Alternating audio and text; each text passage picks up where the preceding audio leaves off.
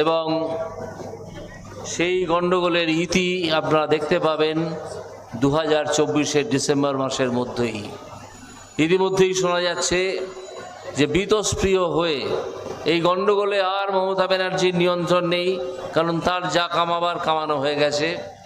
তার ভাইপো এখন কামানোর অবস্থায় আছে, আরও কতদিন থাকবে। মমতা ব্যানার্জি বীতস্প্রিয় হয়ে ভোটের পরে নাকি পদত্যাগ করবেন এবং তার ওই জোচ্চোর ভাইপো যেটা আছে সেই জোচ্চোর ভাইপোকে মুখ্যমন্ত্রীর পদে বসিয়ে কোনো একটা আসন থেকে জিতিয়ে আনবেন। সে স্বপ্ন যদি ওনার থাকে থাকুক, আমাদের কিছু বলার নেই।